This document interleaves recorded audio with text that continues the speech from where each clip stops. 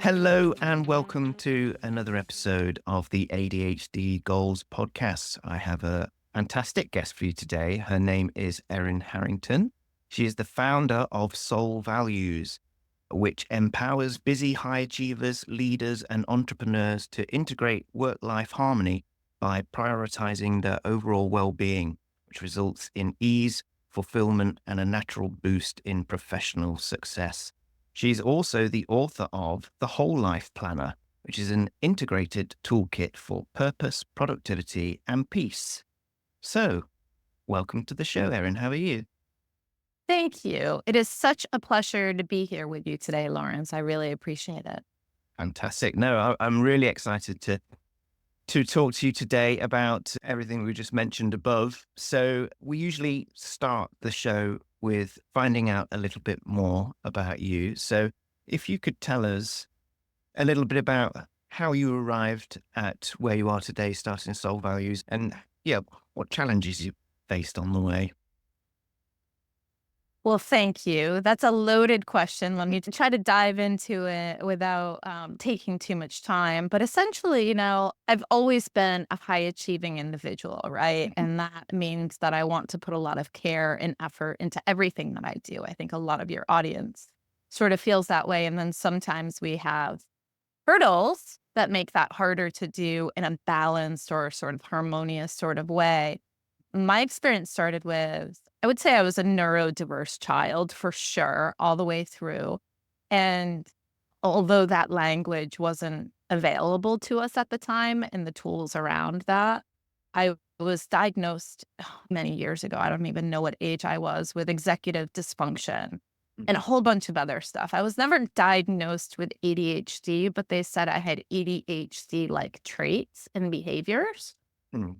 And my brain dysfunction actually has to do with some medical issues that it took me a long time to figure that out, but it has to do, I have a condition called mitochondrial disease, which are, the mitochondria are the powerhouse, the energy powerhouse of all the cells of your body. So if you have a mitochondrial dysfunction, which is sometimes genetic, like mine, then it just means your resources. You have fewer resources, and they sometimes might, like as the day progresses, I get a lot more tired.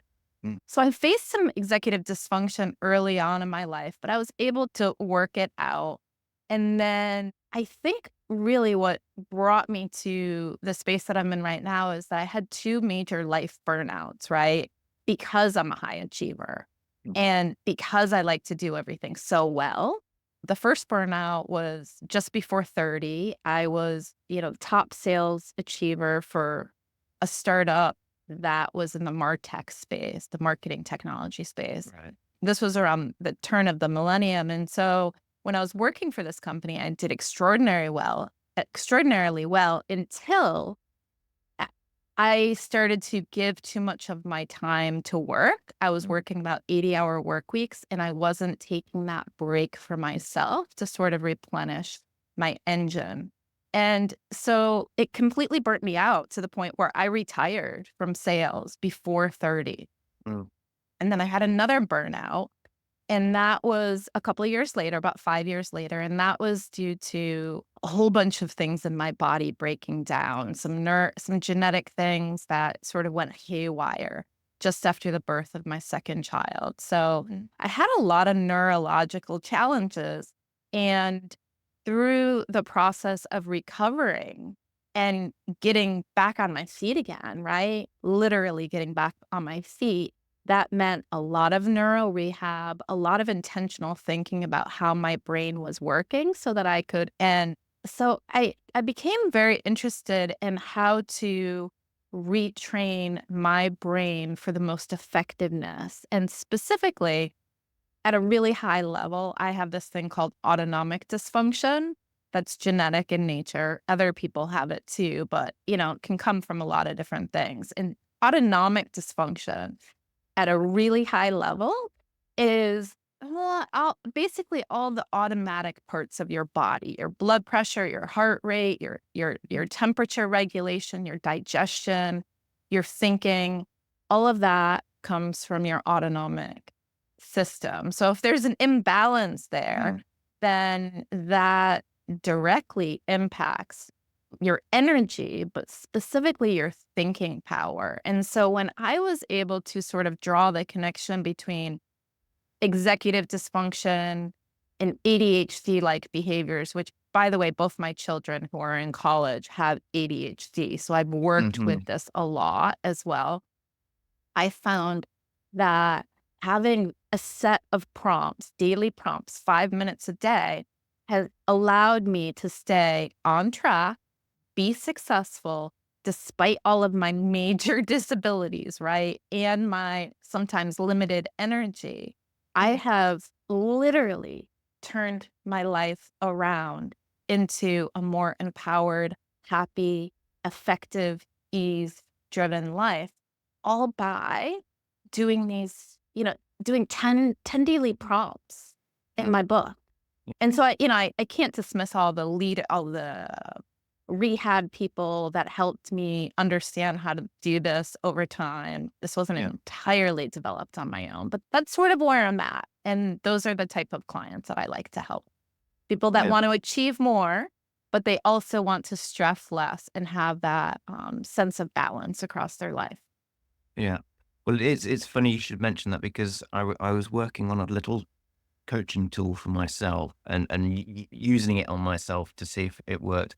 And I had identified what what seemed to be causing me the most sort of knock-on effects with my executive dysfunctions. And I had managed to identify that the prioritization and planning was causing me the most trouble at the moment because of a lack of, like what you're describing as a daily prompt and routine that allows you to figure these out. And so I'm sort of red hot on sourcing something that will help bring some organization to that. I do have a quick question, just to pick up on something you mentioned. So we mentioned when I was describing soul values, and you mentioned it there, describing yourself with the term high achiever. And the reason I wanted to ask you a question about this is because there's an assessment I do with my clients from Positive Intelligence that gives you, it's basically a saboteurs test. And my top saboteur is high achiever. Mhm. Now, so I use that phrase a little bit when I'm talking about saboteurs, but I've noticed some sort of dissonance there between, you mentioned you were a high achiever, and I'm assuming that is because you had evidence for that and Yeah. you're achieving well. But in the context of where I use it as, that is my perspective, and the way I look at how I work is Mhm. because I want to be a high achiever, and therefore, and psychologically, that is because I probably place too much external validation on how people see me. But the Right. problem that causes me is that, you're never ever really happy with the things that you do achieve. And you're worried about perfectionism and therefore probably end up procrastinating for fear of failure. So I just wonder, do you have any of those traits that I mentioned, or Yes, absolutely. I have all of those traits. I've just literally managed and because I started these worksheets, the tools that are in this book, I started this on my own for probably not exactly in this format, but around 10 years. I was using daily prompts that I had sort of collected from various tools and things like that. And yeah, I've done some work on positive intelligence. I hear what you're saying. And high achiever can be a saboteur, but it can also be strategically used so that it isn't becoming a saboteur. Does that make sense? Like if you use the right tools and you reframe that high achiever personality inside of you, then you're able to actually achieve more. So that has to do with your stress response at a really high level, because if you put so much emphasis on being a high achiever, but you're not experiencing the traction and the rewards and the self-talk, the wins, how we'll improve, all of that, then it becomes sort of this beast, this weight on you that's very heavy. And I relate to that. I think everybody at the end of the day wants to feel good about the life that they're living. That's the bottom line. Like, don't we all just want to feel like we're taking action and doing things that we're aligned with? And so that's how I look at managing that high achiever saboteur. Yeah, and I totally agree. So I mean, quite often we talk about strengths and saboteurs, and knowing what those are to help enable you to overcome specific challenges. And it's mostly becomes about identifying what those strengths and saboteurs are and making sure that we're not overusing them and maybe trying to regulate them, use them in the right for the right challenges. And otherwise, even with some of your strengths, which can lead to burnout, which again, you mentioned in your story was an issue. So I wonder, how do you recommend approaching that thorny issue about burnout? Yeah, well, burnout is an interesting thing. Like I said, I've experienced it at least 2 times, pretty big major burnouts where I just felt really broken and everything was just too much for me. I think that if you here's here's what I believe, and I sort of stumbled over that for a second. I believe that if you align with your values and your purpose, like your unique values at a really high level, if you align with your values and your purpose, that's a fast track way to getting your brain into that executive state, that success state. It's also called the relaxation response. It's a parasympathetic state. So the shortcut to get you there and minimize these other challenges that you're facing is to align with your values and your goals because it sort of tricks your stress response. Does that Mm, make sense?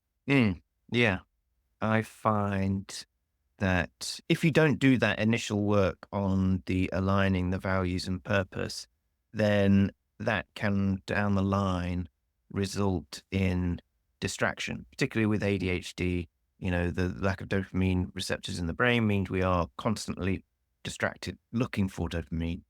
And if you haven't convinced yourself that this goal that you're working towards is perfectly aligned with your values and purpose, then and you don't have that same lens to then look at this new shiny distraction, if you don't have those values and purpose in place, you could be easily led to believe that this new thing will serve me well, so I'm going to go and do that now because it's more interesting.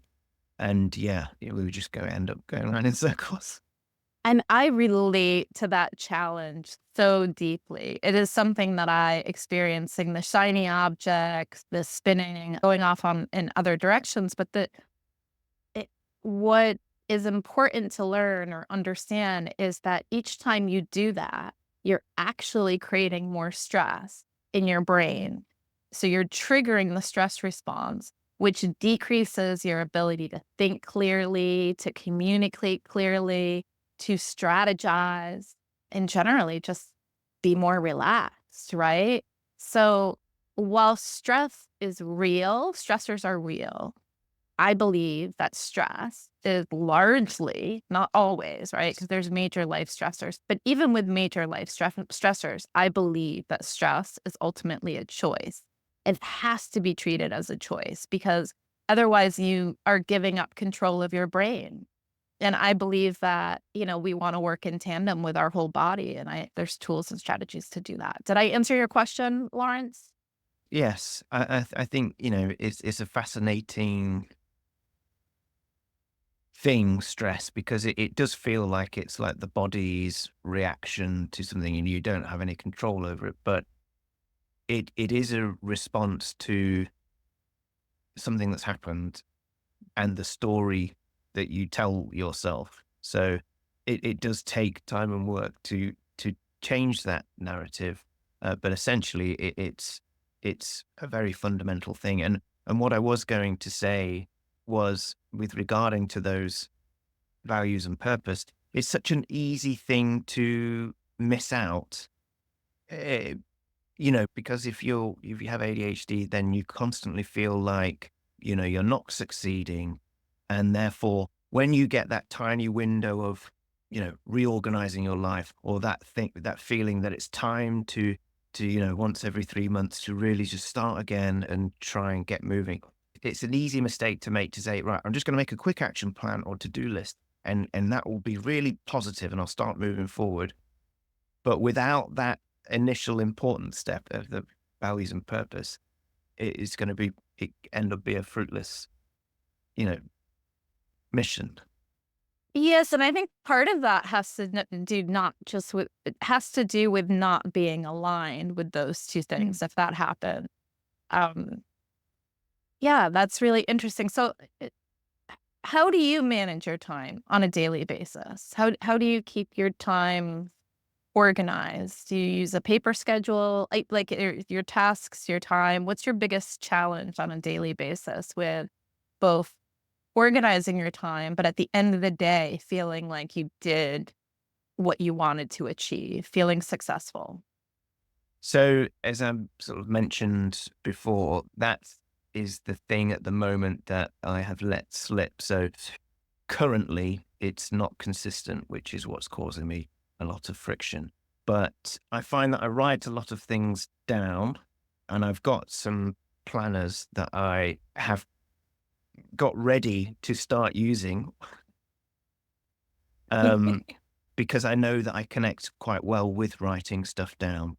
But Right. in today's modern, this is probably why I'm torn between it, is because I also feel that it's more efficient to be digital because I can make decisions when I'm here sat at my computer and add them to it. And I know that it will also be in my hand when I go for a walk the dog, and I have an idea and I need to capture that.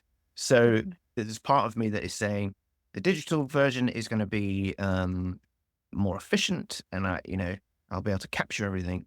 But sort of I have more affinity with the writing things down. So I'm yeah, that is possibly the dissonance between that is what is causing me not to have a consistent kind of. Sure. Yeah. I mean, there's a lot of choices in any given day of how we're going to keep track of those things. I know that, I mean, I can just give you an example. Right here, I have one notebook. I have my book. I've got a couple other notebooks around. And what I've learned, these are the ways that I keep myself organized. And it's a work in progress. Yeah. I'm never going to say I'm perfectly organized. I keep one notebook for all my notes. I use my book, and I'll go through some of the details of that in a minute. And I also use Notion basically to organize everything. And then if I happen to be on Google Docs, which I keep a lot of my work on, and I'm like you, I am always like either writing physically or typing. Mm. My For the Google Docs, I have one literal document called the only notes. And so every day I just add to it.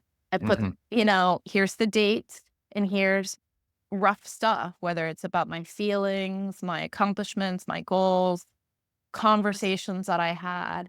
It's one massive, long, Mhm. scrolling place. And I learned that from another entrepreneur that I worked with a couple of years ago, and that's helped me a ton. So I think, again, I mean, we're always just sort of learning and picking and choosing what works for us.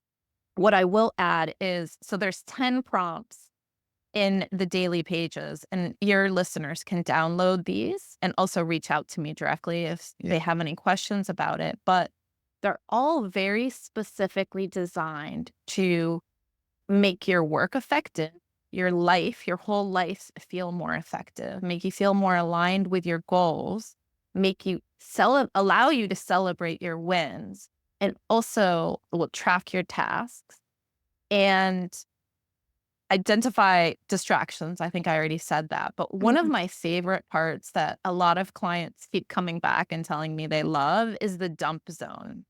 And the dump zone is that like that place for it's a placeholder for all the important big ideas that come up for you on any given day. You're in the middle of something and all of a sudden you're like, I have to do this. This is what's Mm. going to make my business grow or whatever else that you're working on. Those are usually really bad ideas to just drop everything and go over towards because A, you're not going to be totally attentive to that new idea because you're still stuck in the other place. It's going to also make you feel guilty because you didn't accomplish what you wanted to do. And so there's just a number of reasons, scientific-based reasons why that would particularly work for you.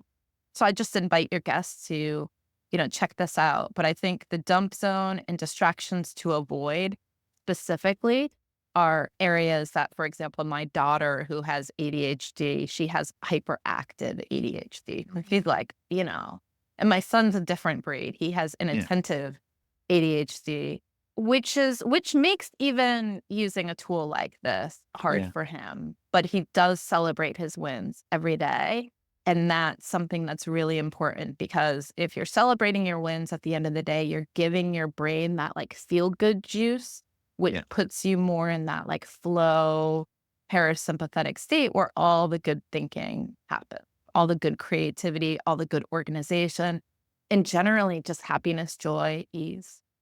Yeah. Just for the listeners, the link to those daily pages will be in the show notes. So if you're liking the sound of them now, you can just scroll down and click on that and download those. But to come back to what you were saying, when you were describing your setup, it did remind me of a few things that I do as well that are similar to that.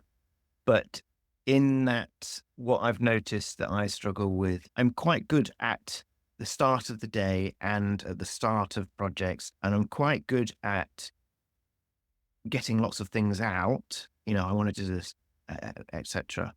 But what I'm bad at is the reflection. So it's very, I know it's very good to do it, and I explain to people that that's a good idea for them to put this into their daily routine. Is to at the end of the day sort of reflect on what they've done, so that they can sort of celebrate that, but also then prepare for the next day, so that there's less mental load in the morning. But that's something personally that I do struggle with.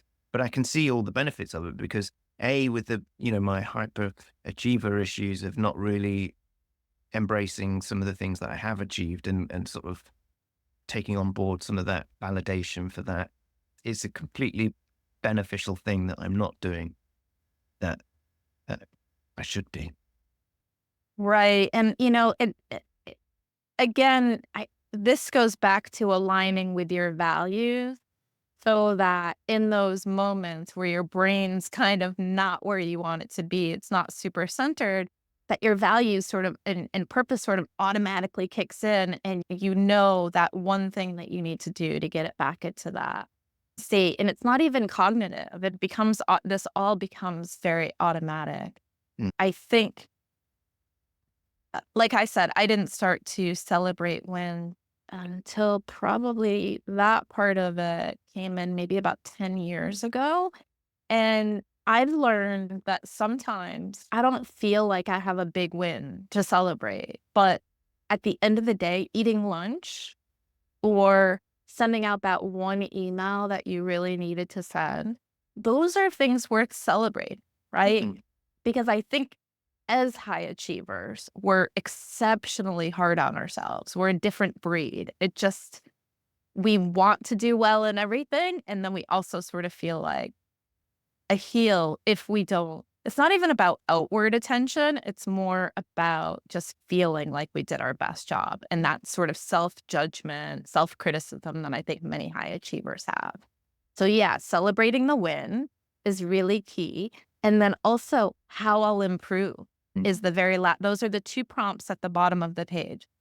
Today's win and how I'll improve. And again, micro adjustment. You don't have to say, tomorrow I'm going to write a brand new business plan. Mm. It, you, what you want to do is something that you're going to succeed at. So maybe the next day, what you're going to say is, I'll spend 5 minutes actually filling out this page, or I'll spend 5 minutes setting my goals, but most specifically, setting one high level goal that's really important every single day. Because I think, if you have like 10 goals, and I think generally, by the way, high achievers tend to underestimate how much time everything's going to take them. Yeah. So I oftentimes start to write in my book, for example, today's sole goal is build a new funnel page. And then I'm like, what? I know that I can't do a whole funnel page with all the automations Yeah. in a day unless Yeah. I have somebody helping me. There's too much going on. But sometimes my brain likes to think that I can do this. So as I have learned and sort of utilized these tools over time, I'm not kidding. I feel so much more at ease and so much joy and so much more balance, even though life around me is actually kind of crazy. Like Mhm. my health is like there's just a lot of crazy stuff, but it's okay. Does that make sense? Yeah, no, but I mean, I totally relate to the overestimating how long, no, underestimating, sorry, how long something will take because you'll have a shiny new idea and you think, yeah, brilliant, I'll start doing that. And then because you underestimate how long it's going to take, ultimately it means that you're probably not going to get to the end of it in the time frame that you either needed to or in the time frame before you run out of energy for it. Yeah. And so that inability to estimate how long it's actually going realistically going to take, you're setting yourself up for providing yourself with more evidence that you're going to fail at something, which is then building into that narrative again. So, which is hard to. 100%. And it is a very vicious cycle. And, I you know, I like I said, I had burnout, and burnout is a broad term. It's just a set of symptoms related to stress and not thinking clearly, right? But a this second burnout that was medically induced and sort of left me, largely bedridden and unable to participate in life. I have these tools have allowed me, and I'm not trying to get you to use the tools necessarily. I'm just saying that simple prompt that you do on a daily basis can allow you to get more done, achieve more, without less stress and without putting your brain further into that stress response, right? Because that's what we're trying to do at the end of the day is both be effective and be in that relaxation state, but also sort of interject when we start to go into that stress response and switch it up so that we have more effectiveness on a daily basis. You mentioned then sort of interjecting with that stress response. What sort of things would you recommend when somebody is noticing that they are feeling that stress response? Yeah, there's a couple things. A fast track way, if you're starting, so the stress response also usually feel some people sweat, some people get a headache, your vision might sort of dim, you feel really overwhelmed, Mm. and your brain is super scattered.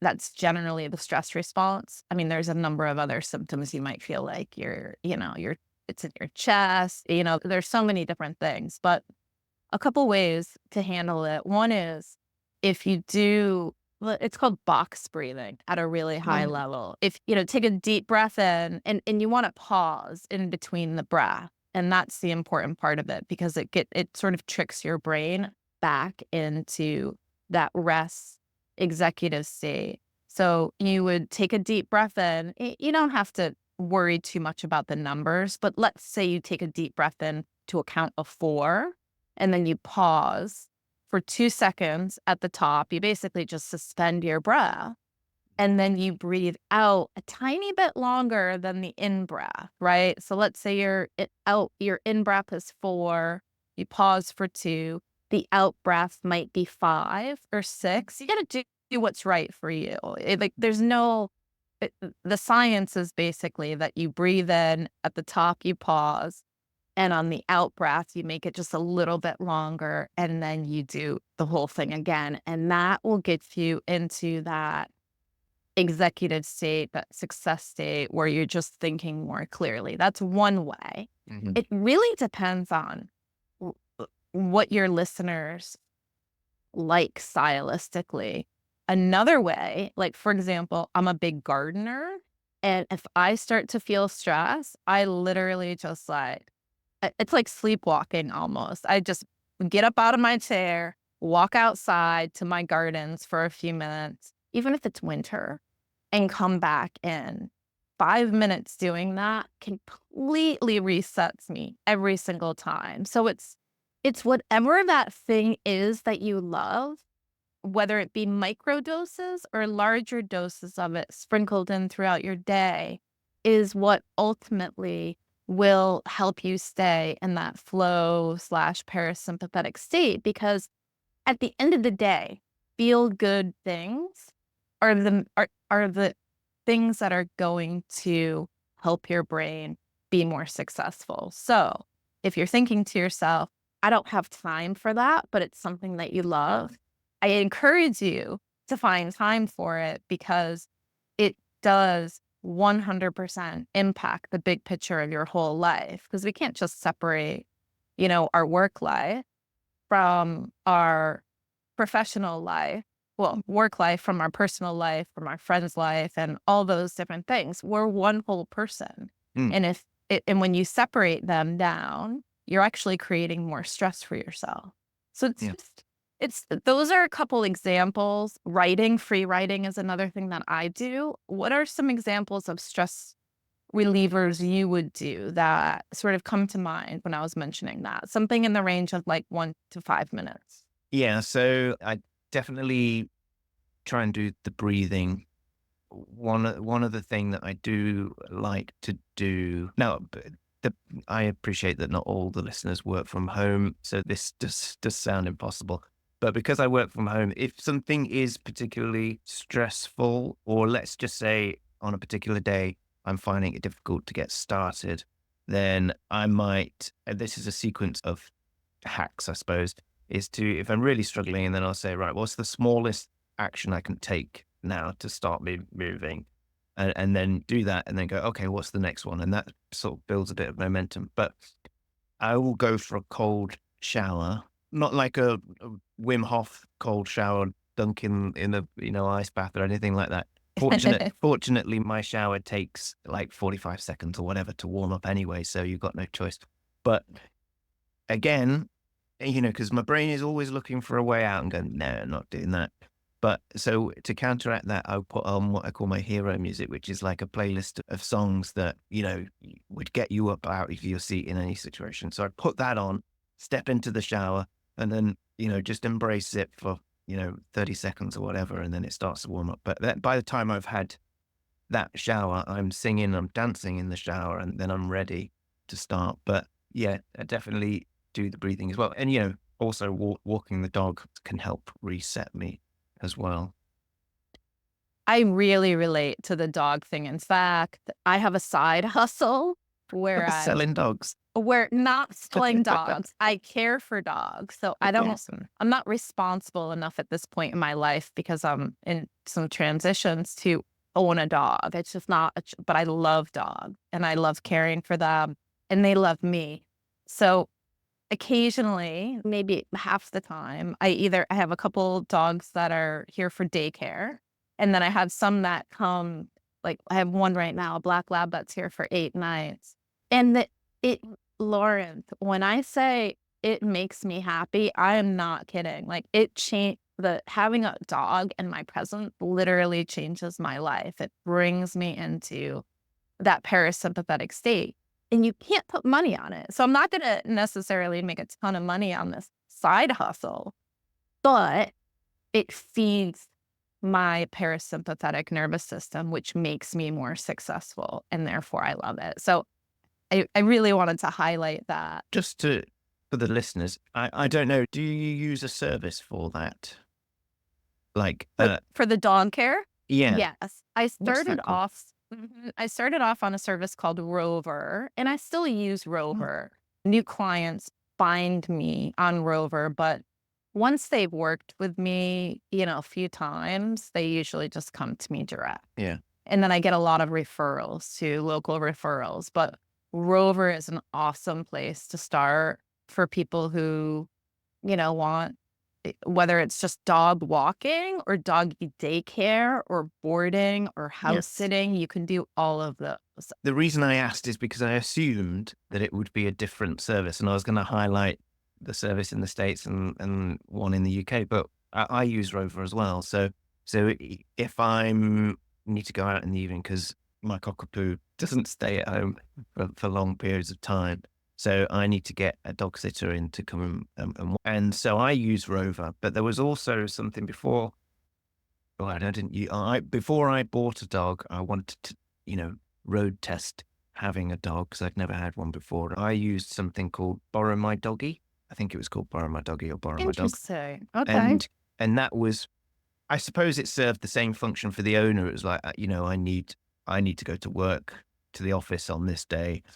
Does anybody want to borrow the dog? But it really, I used it as a gateway into, like, do me and a dog work together. Right. But yeah, so I'm glad you've mentioned that, and yeah, I would recommend that as well because I think, particularly in London, it's very challenging. This is what I often hear people say. I mean, a lot of people have bought dogs since lockdown, but one excuse is that they can't because living in a city, your apartments and flats or whatever aren't big enough. You don't have a garden, so the opportunity to borrow a dog and get all that natural dopamine and everything and love and care from an animal is pretty good.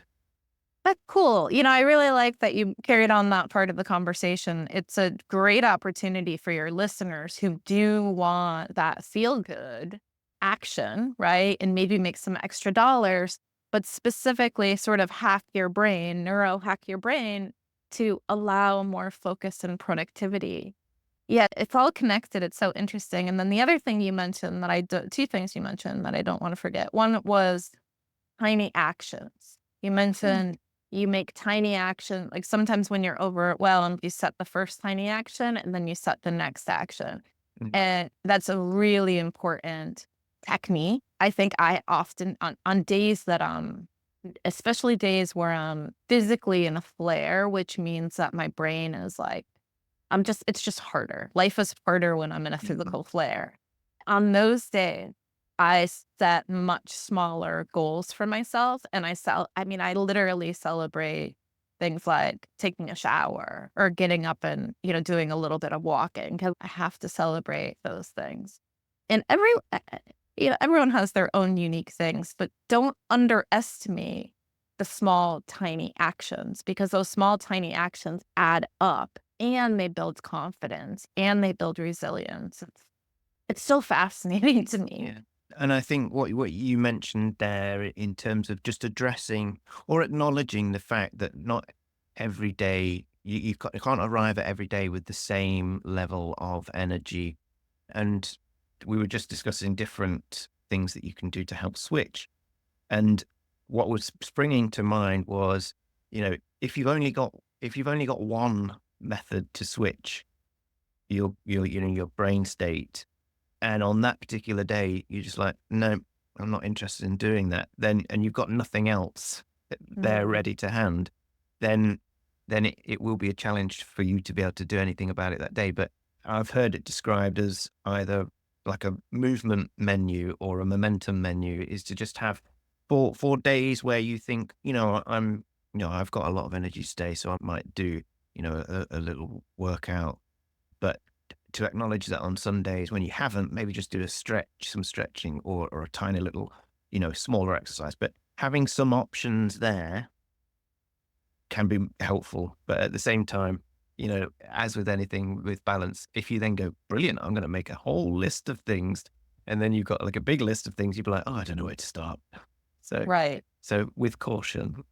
Yeah, you raised an interesting point there. Probably about 5 years ago, I worked with a coach who helped with, like, creative productivity.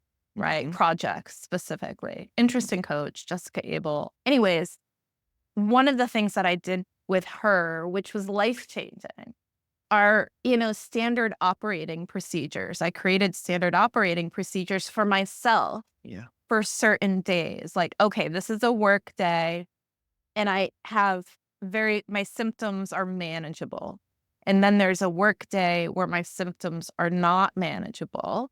And then there's sort of weekends, right? Yeah. With the same sort of situation. So I had 4 different standard operating procedures. And like you said earlier in the conversation, I think sometimes when things are written down, not sometimes, very much when you write things down, whether it's on the computer or handwrite it, it sort of locks it into your brain. And so having these standard operating procedures really helped me on the days where I was in a major flare. And so literally, like, for example, at a really high level, the first 2 prompts on my daily pages are I'm grateful for and daily affirmation. I am not going to lie that there are some days where that's all I get to. That's all I write is I'm grateful for and daily affirmation.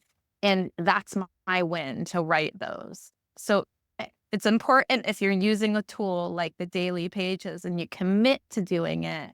And if you don't use it for a day in the same way, that you don't judge yourself, right? Because that's part of the cycle that high achievers go through. So whatever tiny steps you use, and I've given you some, you've listed a whole bunch of them, whatever people are doing, just keep making movement forward. That's the important thing, rather than getting caught in this self-judgment trap, which will put you into that state where your brain's not going to think clearly anymore. Mm.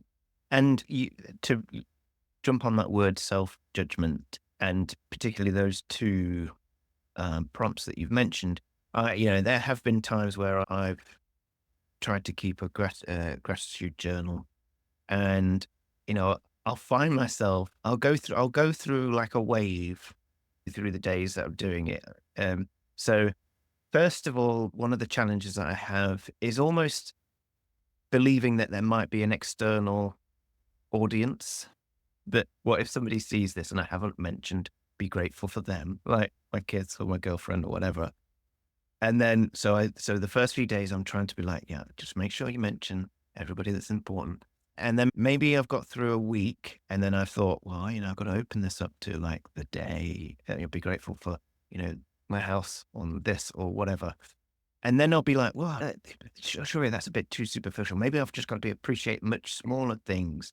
And I'll find something. But essentially, I'll probably then loop back round again and go, well, it's a bit boring that I keep mentioning the same things over again. So I'll be having like a really struggle with myself about what these are. And so what recommendations do you have for overcoming some of the roadblocks that you might have with that? Yeah, you mentioned, Laurence, some very interesting ones. And specifically, I've experienced this too a long time ago, not so much recently, where, oh my goodness, if I don't mention my kids, Mm. I'm a horrible mom, even though they're not looking at and they wouldn't care. But I do I go through that occasionally. We're humans. We all experience doubt, self-doubt, all sorts of challenges on any given day. I think the key is what you're doing with that. And so if you can find a tiny little thing that you're grateful for without judging yourself. So you write it, you dump it, and you go on. Like that's the key is, like, for example, right? Do you sometimes start to write an email to somebody and then you get stuck in that cycle of rewriting? What is my tone coming across as? Am I being clear? All of that. Yes, that's a debilitating Yes, thing. 100% debilitating. And I've gotten deep stuck in that. In fact, even stuck in trying to have ChatGPT do something for me. Sometimes I get stuck in a cycle of, oh my gosh, like basically a 4-hour conversation with ChatGPT, which is not effective. Mm. It's not effective at all. The key is noticing, observing when you do these things, and shifting without judgment. because it's part of the learning process, right? We can just do the best thing that we can do every single day and with the least amount of judgment, because the judgment does impact our effectiveness, our happiness, all of it. It's, So it's, I'd encourage you not to write your gratitude over and over again. Just, find one little thing, drop it, and yeah, see how it goes. I'd love you to try yeah. doing this for like a week or two, and you and I can have a one-on-one and see Yeah, how it felt. I've already downloaded them this morning, so I'm looking forward to giving them a try. Another thing, the other thing was the affirmations. Now, um, I, in general, affirmations are not something that, like my social feeds and things like that, they don't tend. I don't tend to react to them, so they don't flood my feed, and I don't necessarily come to seek them out. So again, when I've tried journaling before, or gratitude journaling before, I find it really difficult to come up with, because I feel the need that I need to come up with a different one. And so my question is it okay that if you find like an affirmation that really resonates with you, like I'm thinking now of like your values and purpose, is it okay and still effective if you just repeat that one affirmation Every each day? day? Yeah. Oh, yes. Oh, Yeah. yes, of course. My affirmations are usually, at this point, almost always identical, which is something along the lines of all of life comes to me with ease, joy, and glory. That's an access consciousness sort of statement. So again, it's all of life comes to me, or whatever that thing is. You could say money comes to me with ease, joy, and glory. And the other affirmation that I use, and sometimes I use it in combination, is I see myself as whole and balanced. And that one feels good to me too. But, whatever you like, you could I can share with listeners a number. I have sample ones. But whatever you like. I mean, you could say laces, I'm right where I need to be right now on this day. Yeah. Anything. Yeah. And maybe I'm choosing to go a little bit too deep on affirmations, but do you have any particular recommendations for saying like an affirmation should be something that you want to attain, and therefore the more you say it, the more you'll program your brain to like believe it? Or I suppose, am I thinking of it, an alternative of sort of something that's a bit more easy on yourself and say, well, tomorrow's another day and it doesn't matter if you don't achieve that. Don't be too hard on yourself. Do those, do either of those work, or do you recommend one above the other? Or like I say, am I going in too deep? I guess I see an affirmation as an opportunity to be super present Hmm. and aligned with where I am in my life right now and where I want to go in the future. So it's a little bit more high level. Could you say something like, I mean, even for your ADHD listeners, could you say something like, I see myself as focused, balanced, and complete today? That would be an affirmation that would work. Hmm. But it's really important, Lawrence, that the affirmation or I'm grateful for any of these prompts don't trigger extra stress, because that's the opposite of the point. And so if you can't come up with one, leave it blank. It's Hmm. okay. You don't have to do every single one of these prompts. The key is to drop it, to dump it, and move on. Mm. So I suppose that what seems to be coming up is try and lose that self judgment. Yes. And yeah, like you say, if you can't write one that day, is to not beat yourself up about it. But the important thing, or because you can't write one, don't do the any of the prompts, is to just say, okay, just do the next one and get on, get Get something on with out of it. it. Yep. Get on with it. I mean, I do the other two, there's some meat like in the middle of these prompts. One of them, for example, is today's soul goal, distractions to avoid. I think self identifying distractions that are a general problem for you.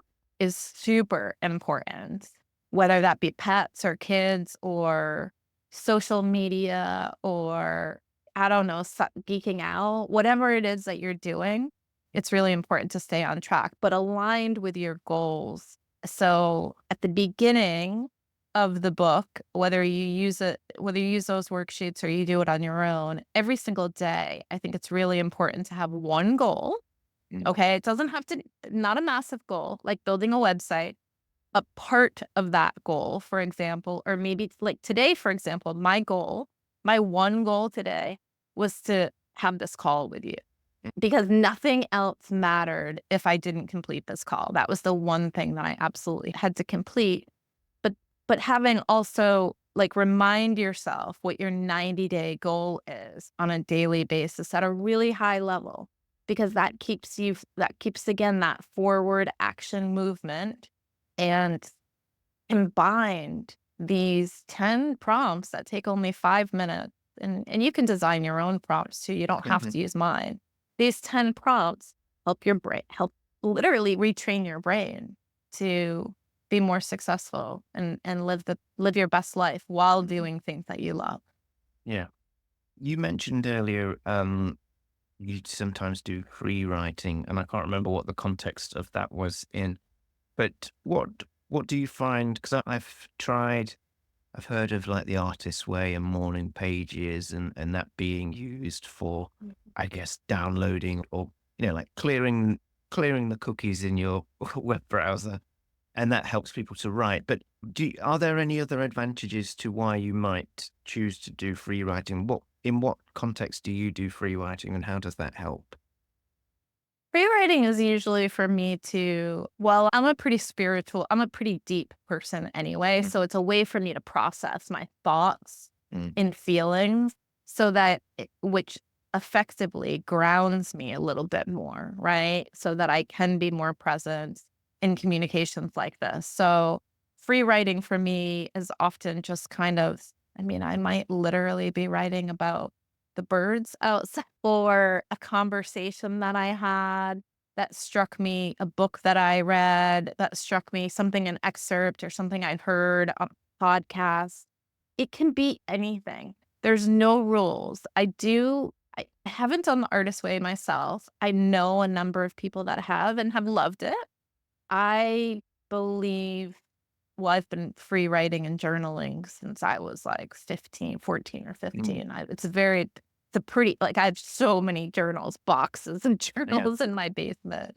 But, I think having a defined structure for it is not something that I Mm, do. I don't want to have structure to my free writing because that would cause me to overthink and get all like perfectionistic about something that's really not that important. Its intention is to release my thoughts, process things that are important to me or not important to me. I oftentimes sort of figure out in that I'm spending time on something or thinking about something that doesn't even deserve my time. So free writing's just a way to let it all out, right? For me. yeah.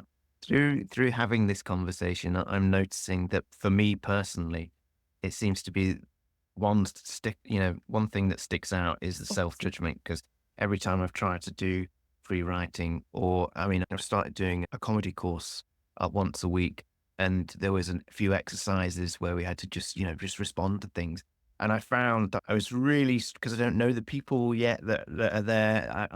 I feel that there's a lot of self judgment, and I'm worried. I'm self editing because I'm worried that I'll say something that they won't like, or they'll think I'm an awful person. And I find that with the free writing as well. I think it's just the thought of judging myself before I do it, preventing me from doing. And so, if just based on this conversation alone, I'm going to need to have to really have a look at that. Come up with some way of coming up. I would consider, if you're open to, suggestion, I would consider free writing about why I have a dog that just came in the room, so I apologize. That's okay. But I would consider free writing about why you're spinning so much, why you're self-doubting, because it is from even this conversation alone, I'm seeing it as a pattern for you. And I recognize that because it's a pattern for me that I've worked on. And I think it's probably a pattern for some of your listeners because high achievers, again, tend to be perfectionistic and tend to just want to do everything well. And with that comes a certain amount of judgment. Um, but if you think about the most successful leaders, like, for example, let me take Steve Jobs, for example. He's an exceptionally successful person, but he's also very balanced, right? I think a lot of his success comes from his mindset, his approach to growth, and yeah, sort of challenging the status quo, which includes challenging yourself, right? So it's all of self-doubt, self-criticism is very common. And more than anything, it's important to, whether we understand it or not, we stop it by doing more feel-good things. At the end of the day, that's the antidote. You don't have to read 10 books. Just try. Just continue to make small, tiny actions as you're doing and let go of the rules about free writing. Just do it. Just Yeah. do it. And maybe for you, free writing isn't on paper. Maybe it's strumming your guitar. Hmm. It doesn't, whatever the expression is that helps you feel more grounded, that's what you're looking for. Mm. Yeah, that's good advice. You can, I suppose, you can free write in a number of different mediums. It doesn't have to be pen to paper. But yeah. So I'm just conscious of time, and I just wanted to allow you just to explain exactly sort of. So we've talked about the book, The Whole Life Planner, which again I'll put a link to the show notes so people can check that out. But just if somebody wanted to work with you at Soul Values, just explain a little bit what people, what people can approach you for. Right. So, well, my book is available on Amazon. It's also Yeah. available on my website, and there's a number of free downloads from the book Hmm. to help you along without necessarily buying the book. I also have on my site, if you register for these pages, you'll get notifications of the workshops that I'm doing. I have a goal and empowerment workshop coming up where you'll set your 3-month goals. And so you'll see that on my website as well. And then I do workshops on daily pages on how to use the daily pages. I do those every week or so as well. And so people can find me on soulvalues.com. Again, that's www.soulvalues.com. That will be in the show notes. The daily pages are, my website, /daily pages. You can find me on LinkedIn. My name is Erin Harrington. And I also, I guess I didn't even mention my coaching that I do. I do both one-to-one VIP coaching. I also have some group cohorts. I have a 12-week group cohort, which is my basic level coaching. That includes some one-on-one as well as group coaching. And then all of it is because it's 12 weeks. It's actually 12 and a half weeks technically because we're using 90 days of the planner. This book Yeah. has 90 of the daily pages in it. So, and then once a year, I come out with my more advanced, deeper, much deeper training. But I encourage people to check out my either one-on-one or my group cohorts before they go deep on that. Mm, fantastic. Well, I will certainly be downloading the daily pages and giving those a try. But thank you very much for coming on the show. It's been great to chat with you and inspiring enough that I'm going to try a bit of free writing. Definitely schedule it in anyway.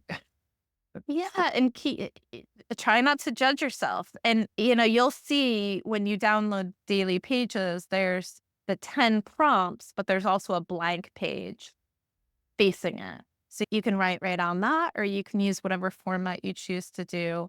Um, I'd love to follow up with you personally, though, in a couple of weeks, Laurence, and Mhm. see how it's going. This has been a really fantastic conversation.